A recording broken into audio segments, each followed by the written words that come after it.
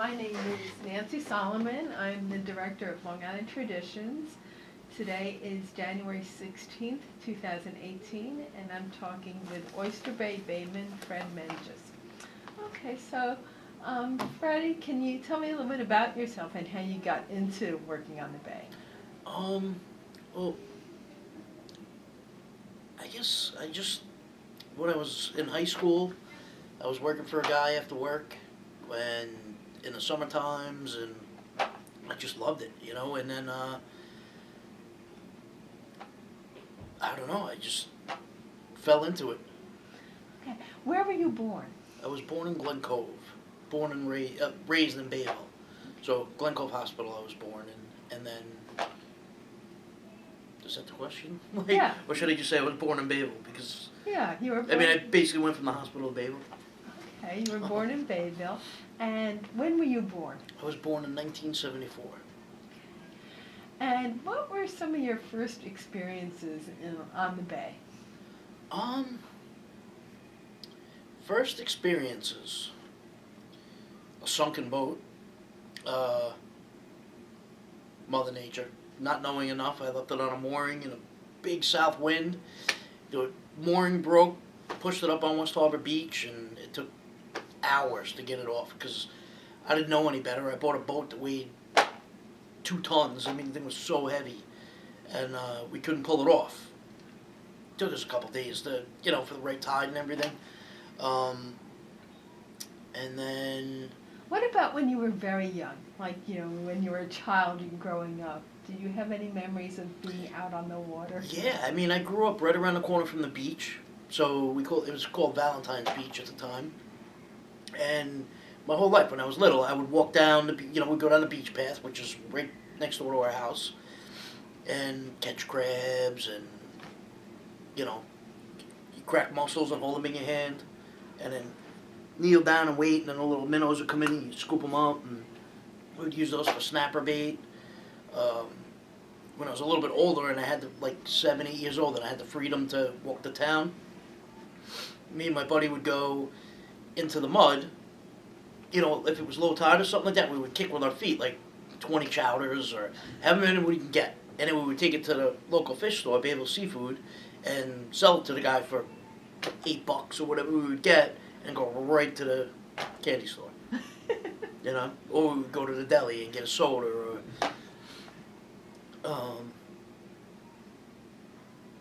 yeah, I mean, that's my whole childhood was either in the woods upstate with my grandparents, or it was running around in the mud down by the house, How old were you when you got your first boat? 17 maybe? 17? 18? No, you know what? I was 21 when I got my first boat. 21. And before that, were you working on the bay with? I worked with a couple guys throughout the years. I worked with Billy Fetzer a couple times. I worked with Mike Harrington. I worked with Billy Howes, Bruce Spees, a couple guys. Throughout the years, all through high school and stuff like that. And can you tell me what are some of the things that they taught you how to do?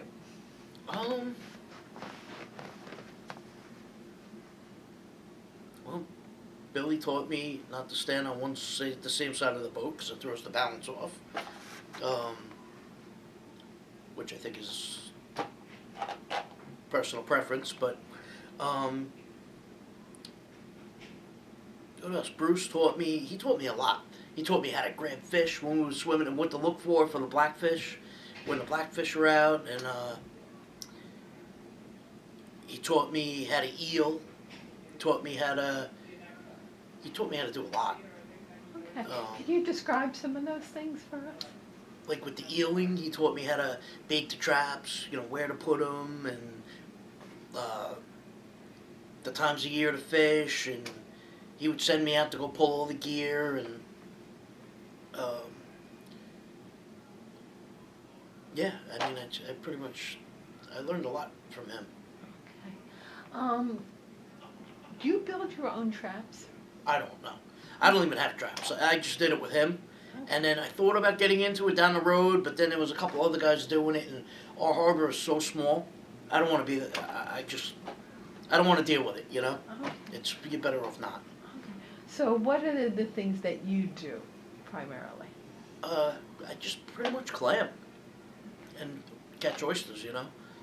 Okay. So for people who know nothing about clamming and oystering, can you describe how you go clamming and what kinds of clams? They're natural stock, natural clams. They're I don't know if they're Manila is the scientific term. Mm-hmm. They pretty much grow, on the East Coast the most, I would think. I mean, I never hear anybody getting them anywhere else, like the ones that we have. I think natural product wise, basically from New Jersey north is where you're gonna find the most abundant. The more south you go, they turn more into like plants and stuff like that.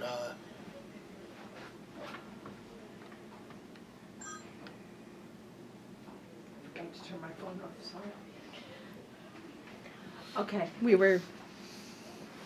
Yeah, so basically from like South Jersey north up to like Maine is where you get most of your wild stock shellfish, from what I've learned.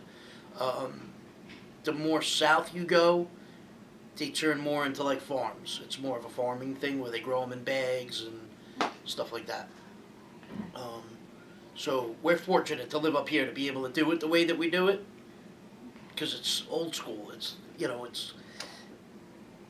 in my opinion, it's the way it should be done. I mean, it's just, I don't know. When you say old school, what do you mean? It's just the way that, guys have been doing it this way since Okay. So forever. How do you get the clams? We use telescoping poles. We can use anywhere from 1 to 8 pieces of pole. They're each one's 12 foot. Sometimes you cut them in half. If you work in an area that's like in between depths. For an example, like if you were in 8 feet of water, you would use 2 full poles. If you had 12 feet, you would use 2.5. And then if you're at 15, you'd use 3. So you might cut, 2 of them in half just for, a half size for different depth. But Okay. And can you describe the different kinds of places you go clamming in Oyster Bay? we clam, on the public ground, and the bottoms are different here and there. You get shelly bottom, you get soupy bottom, mud bottom, you get a hard bottom, you get bottom that's like concrete that it's really hard to get them out of. They can only go in so much, but you can't. It's just really hard. The clams are a different color. They're really white. And then you can get into like a harder bottom, like a little tackier, grittier bottom, which you'll get like a set of knuckles or something will live on it. And the knuckles are good because they protect the clams. And it's just a little bit easier bottom to work. You have, in Oyster Bay we're lucky because we have the way that the land is set, you can hide from pretty much any wind. So if it's too windy one day, there's always a place to kind of go, except for maybe a south wind. But even that, there's places you can hide. You can still go to work. That's why we're lucky about being where we are on the North Shore. How old were you when you got your clamming license? I think I was 16. Pretty sure. The town made me get it because they were on a warpath writing tickets or whatever, and they decided, you know what, you work on the boat, you gotta have that license too, and here I am, a 16-year-old kid, spending $200 on a clamming license. It was a week's pay back then, Wow. And do you need a state license as well? Yes, you have to have a state license. It's a New York State digger's permit. You got to live in New York State. The way that the town of Oyster Bay one works is you have to be a resident of the town of Oyster Bay. It's the only way you can get it. You can't get the residential one for Oyster Bay without having the state permit. So you got to get your state first, and then you get your town permit. Yeah, it's a pain in the butt, but it's really not that bad. It's just expensive. It gets pricey. Now, you were talking about the different kinds of bottoms, in the bay. Are some closer to shore or some further away from shore? Yeah, it all depends on where you are. I mean, it's the same at anywhere. I mean, there's areas, in some bays that the whole thing is mud. Soupy mud. Or there's areas, there's bays that are just all hard bottom, like you go on the South Shore. It's really, the only mud you're really going to find is in the channels that they dug out. Other than that, it's all sandy bottom, On the North Shore, it's more diverse. So you could be in the back of Cold Spring Harbor and be in like a decent gritty bottom, and then as the more north you go towards the Sound, it turns into pure soup. You can lose a tractor trailer in it. And then all of a sudden, when you get to where it starts to go into Cove Neck and all that, and the bottom firms up, and it's all pretty much like a tacky mud, minus a few little areas, all the way out to out to the Sound, and then back into the bay. And then when you get into Oyster Bay Harbor, when you get into the northeast corner of Oyster Bay Harbor, it's just the same thing. You can put an 18-wheeler in there, and you'll never see that truck again. I mean, it's gone. That's how soupy it is. There's nothing. I mean, we show poles 16 or 12 feet into the mud. It's bad. Soupy mud. It's all sedimentation and whatever else. So what are the different harbors where you go clamming? We have Oyster Bay Harbor, Cold Spring Harbor, and then Oyster Bay Cove. So there's 3 harbors inside of Oyster Bay Cold Spring Harbor Complex. We call it the Bay, the Cove, or Cold Spring. I mean, it's pretty simple. And then you have the Long Island Sound we can work. How many clammers are there full-time like yourself? I don't know. It's hard to tell. There's probably, I'm friends with everybody, and you still can't figure it out. It's one of those magical numbers that you just never, you can take a count every day and it's going to be different. There's probably, I would say in the summertime when everything's good, maybe 30 guys full-time every day. Then, like right now there's 8 guys, maybe 12 that are working on a daily basis. And then come summertime, or in the spring, when all the part-timers can come out, like the school teachers and blah, blah, blah, blah, blah, then you get a couple more guys out. How has the clamming changed in your lifetime? Well, when I first started, there was not a lot of clams around. I mean, it was tough. And then it got good for a little while, like a little bit better. And it was good because learning like that helps you in the long run. Then it got pretty good for a little while, maybe 2-3 years or something. And then it died back out again, and then it just, 2002 maybe, it got really, really good. And, it's been good ever since, really, up until the last couple of years.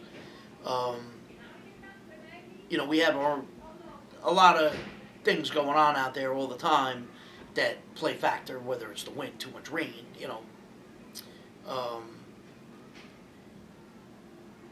big business messes with us all the time. We deal with a lot of things, which makes it that much tougher. Especially environmental stuff, and it's just a lot. I'm trying not to get into the. We'll talk a little bit about that. Yeah. What are some of the new regulations that you've had to comply with over the last 5 years? Over the last, it's probably been 6, 7 years now. About 6 or 7 years ago, somebody got sick off of Vibrio paraphilippicus. I don't whatever it is, Vibrio we call it. Somebody got sick. It's just a shellfish disease. It comes out from mishandling, basically. The shellfish gets too hot, and it's just, somebody will eat it raw, and if you don't have a strong immune system, or you're an elderly person, you're going to probably get a little sick. Usually lasts 3 days I know people that have had it, but in order to control that, the state and the FDA put us on a Vibrio control plan. So from May 1st until September 31st, we have to keep everything in ice automatically. So the second you dump your clams, you got to write down the time that you put that first lot on the rack. You got to write the time down, count them directly into ice, and then get them into a cooler. So it's controlled temperature.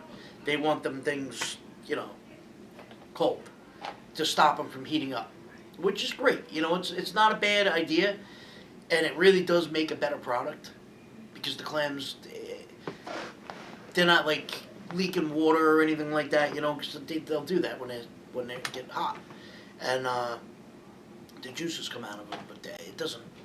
It's fine. The restaurants like it, and the clam buyers, because they're like, they come in. The only problem is when the water gets too hot, it shocks them. Because you're taking a clam out of 70-degree water, and you're sticking it in a 30-degree thing of ice, and the temperature changes like that, and a lot of them, they get weak. So we have that problem for a little bit throughout the summer, until you pass that point. It's okay till you get to it, and then it sucks for a little while. It's hard, and then whatever. It is what it is. You got to do what they want you to do. You can't not do it, and it's for the right reasons. So I'm okay with it as long as ice doesn't get too expensive, because it just adds to your day. You got no room. You have to put coolers on your boat. It affects everything you do. You got to really be picky on what kind of clams you're catching, because if you catch a lot of big clams, you need a lot more of them to make money, so you need more space. And if you're on just little clams, you can get away with it because you only really need a cooler, maybe 2 to fit the little clams in. But there's not enough around, so now you got to work. You got to have a lot of big clams, and you just run out of room. You got no place to put them. So, and it's all because of the ice thing. It's tough. Makes it a little tough. Who are your buyers? I sell to a wholesaler, Okay. and he's good. He's the only guy I deal with. It's just I go to work, come home, drop him off, and done. I don't have to worry about it. He's kind of local, so I don't have to drive far. 20 minutes, and I get free ice from him. It's good. He's got a big ice machine. It's priceless. What do you like most about working on the bay? I like just being out on the water. I love it out there. And I'm always, if you're an observant person, you see so much. You could just be, somebody out driving around on your boat, water skiing, blah, blah, blah, blah, blah. You're not going to see that harbor seal pop his head up, or you're not going to see that bald eagle flying around.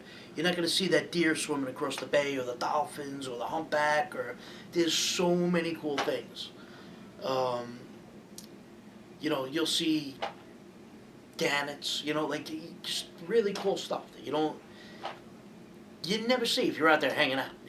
When you're working, you're paying attention to what you're doing, but you're also just absorbed in the whole aspect of it, and I don't know, it's priceless to me. I would much rather be on my boat working, making, even if it's a little bit of money, preferably more, but it doesn't matter. If I could be on my boat working and look up and have a chance of seeing a bald eagle or something, I don't care if you're making $1 million a year in a freaking office, you can have it. It's just not, I don't know, I love it. Did anybody in your family ever introduce or support your... Nah, nobody, they supported it. They support everything, whatever I want to do. But yeah, but... I think my great-grandfather and my grandfather, they used to clam a little bit, but in a totally different way. You know, they weren't, back then they had tongs, and they didn't have the equipment that we have now, you know. And they just did it more, I think my great-grandfather did it for a living for maybe, 2-3 years or something, from what I remember hearing. But it wasn't like, it was like during the Depression or whatever, something. How long do you think you'll be doing this for? I'm going to do it till I can't do it anymore. Nice. I mean, unless if something happens where I have to get something different, I mean, yeah, I'm not planning on going anywhere. Have you ever thought about doing some of these oyster farms? Well, let's talk about Yeah, I oystering. would love. How do you harvest oysters? Well, when we harvest oysters, I mean, it's wild stock, so we either pick them out off the beach at low tide, or if we get lucky, we get a set in deeper water, we'll hand rake them. The rake's a little bit different. It's got squares instead of bars and whatever. It just helps clear the rake out and catch more oysters. But it's tough, I mean, there's just not many around, and the slightest little change in water salinity or something like that could harm them. So you may have a ton, or there's so many oyster diseases that don't hurt people, but they kill the oysters. So like juvenile oyster disease, that they live till they get about that big and they're done. That you can have that for a while. There's another disease called dermal. I think it eats the shell or something. It kills them. It takes, so everything's got to be right in order for the oysters to really survive and do well. So what is the season for oystering for you? We can oyster year round, but from what we're learning now, especially with this Vibrio thing, oysters are the biggest contributor to the Vibrio. And so the warm summer months, you really don't want to mess with them, just as a precaution. They're fine, but why take the chance? Okay. So you wait till the water temperature drops a little bit. And then, pretty much in the wintertime, you'll mess with them, catch them. I mean, I'll get them in the summer if somebody wants them, something like that. I'll just keep them really cold. But yeah, it's a little scary now because you just don't want to take the chance. Why? You're not out there to get people sick. Is there much of a difference between oystering and clamming? Well, yeah, they're two totally different animals. Yes, but in terms of the methods that you It's use. basically the same, I mean, the clams, you got to dig them out of the bottom. The oysters just slide them off the top. So it's like, it's like oysters would be considered like. Stop. Oysters would be considered like leaves in your yard, because they lay on the surface. So it's like raking leaves. It's pretty simple, as long as you can move the rake right. You just slide it across and catch them. Clams are different because they're in the bottom, so you have to muscle them out. You gotta work them out of the bottom. Takes a lot, it's a lot. Sure. But you use the same poles, basically the same rake. I mean, it's the same setup. And the same kinds of boats? Yeah, same boat. I mean, outside of Oyster Bay, you're allowed to sail dredge for them. Oyster Bay, you're not allowed to. You can't even have a dredge on your boat, but the sail dredging seems to be the better way to get them. That's what everybody else does. I mean, I think pretty much we're the only ones that really hand rake them now. I mean, there's a couple guys in a couple harbors over or something that'll do it, but if they can dredge them, they're dredging them. Do you go sail dredging? We're not allowed to. Oh, okay. I didn't know if you went outside of Oyster Bay. You could go in the Sound, but there's only like a couple spots, and there's already guys, if somebody's working there, I'm not the guy that's going to go jump the guy and be like, hey, I'm going to take these oysters too, I mean, if it's a big area is one thing, but if it's a small little area, it's not worth it, and there's not that many of them out there. So the last question I have before we talk about the association is there much of a price difference between what you get for clams and what you get for oysters? We get paid more for oysters. Than we do for clams. Like clams, you have 3 different prices. you get different money for each size clam. So a chowder, say you would get 10 cents for a chowder clam, you'll get 15 cents for a top neck, and then you'll get 20 cents for a little neck. Or it could be 20, 25, and 30. But there's, different size clam. The smaller, the more money. Oysters, they're all 50 cents or 40 cents or whatever it is, each one. So you'll get, there's 200 oysters that go in a bushel, generally. So if you get 50 cents, you get $100 for the bag, for the bushel. If you, with clams, there's 400 little ones in a bag. So if you're getting, 20 cents, you get $80 for it. So you definitely get more money for your oysters than you do your clams. You gotta catch less, you get paid more money. And how long would it take you to get a bushel of oysters versus a bushel of? It all depends. If there's oysters around or there's clams around. I mean, clams, it could take you an hour. Quick is quick. Right now, it takes us 3 hours to get a bushel. So it all depends on where you are, what's in the bottom. I mean, oysters you could get a bag in 5 minutes, but generally, no, it takes you over an hour. About an hour. So tell me a little bit about the association and when it was formed, what your knowledge is about, I'm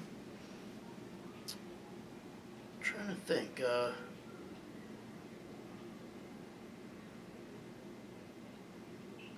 It was formed like 32 years ago, the Menges Association. Yeah, I see on your sweatshirt it says 1986. Oh, shit. I'm like trying to look on my phone to see, because I'm on the thing, and I'm like, when was it? I don't remember. Okay. So the Oyster Bay Menges Association was formed in like 86. Okay. There was a handful of guys that started it and wanted to band together and do the right thing, and as a group or an association, we do so many events. We do so much stuff. I mean, constantly opening clams for people, and fundraisers and anything. People ask us all the time, hey, can you send a couple guys over and open clams for the regatta? Can you open clams for this? Can you do that? And we'll donate the clams. One of us will chip in and donate them, and we'll send 2 or 3 guys over and open them, and just to help out, for the fundraisers and all that. We do, we take nothing in return.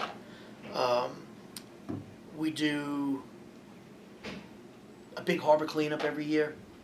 It's massive. We'll get all the guys involved. Residents come down. Town of Oyster Bay helps us out with it. It's pretty good. In the spring we clean up a lot. I mean, fill up dumpsters and dumpsters and dumpsters. And then it's just great, and it protects everybody when they're out on their boats and not hitting big logs and sucking plastic bags up, and it's the right thing to do for the environment. It's our home out there. We run the Oyster Fest. We don't run it, but we have one of the biggest booths in there. We get the most volume of people. I mean, it's amazing. We could go through 100 bushels of clams in 2 days. Some years. I mean, it's amazing. That's how we fund ourselves, though, is with that Oyster Fest. So everybody chips in. We donate our clams to the association, and then we all give our time and chuck them and go through the motions for the 2 days, clean up, set up.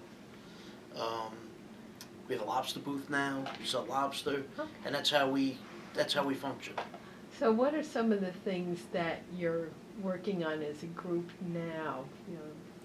That will help the bayman. Well, we're working right now. We have a seed program going, which is a great one. We grow, 2 to 3 million clams if we can get our hands on them. We usually do 1 million to 1.5 million oysters, and we start them from scratch, in the spring, and we grow them all summer long, and then we plant them around October. Where do you grow them? We grow them in Oyster Bay, on one of the docks, and we have these flubsies made. And, I mean, it's a great program. It really is, and we run it ourselves. You know, with the town of Oyster Bay gives us a guy that comes down and helps us, and he's a very big part of it, and really, the guy's dynamite. Without him, you know, he gets a lot of our equipment and stuff, but we end up paying for it all, and we donate all of our time. We don't get anything out of it, you know. I mean, you don't grow them and sell them and put the money in your pocket. I mean, it all goes back into the bay for the public. It goes for everybody. But we're the ones capable of doing it, and it's our livelihood, and it's just giving back to Mother Nature, you know. You got to do the right thing. You can't just take and expect to have a future. You know, we try to, you know, if you see people messing with horseshoe crabs at the dock, or, you know, I mean, we're like the police out there, too. We do everything. You know, everything is to protect that place. I mean, everything we do is to try and protect our home and our livelihood. What else? We got the seed program. We, we try to get involved in everything. Like right now, we're doing our best to help work with Oyster Bay. I mean, with Cold Spring Harbor, because they have a seed program, and they're a lot smaller than we are, but they're learning, and they want to upgrade, and they want to pretty much get to where we are, and we want to eventually be able to work together, and it's working out pretty well. We just had a sign made, and, you know, we're helping them, they kind of help us a little bit, and it's going to benefit the whole town of Oyster Bay, and, you know, Cold Spring Harbor, and it's a good thing. You know, the way I see it is all of the local organizations, we should all be together. But it's hard, you know. I mean, different views, and it's just not an easy thing to make happen. But I think, you know, that would be the best thing, is if everybody could work together. We could have the most powerful harbor in the country, probably. Do you see younger people coming into the bayman? A little bit. There is sometimes, you know, you get a new guy come in. You know, I mean, every year we get somebody that's connected to somebody, but just to have a random new person that doesn't, you know, that's just rolling up that grew up around town, that doesn't really know much, not that often. You know, it's all pretty much, you know, from what they're learning through other people, or, you know, somebody that worked for somebody, or their friend, or, you know. But we're getting a few here and there, you know. We need them. We need young people. Because pretty soon we're going to be gone, you know. There's not going to be anybody left. We got enough young guys now that'll keep it going for a while. But I just hope, you know, more pick it up. Like, we need, you know, I want to see college students coming out on their breaks and trying to make some money, and, you know, just to keep it going. It's scary, you know. Once we're gone, that's it. Once there's no bayman left, you're going to see big business come in, and you're going to destroy everything.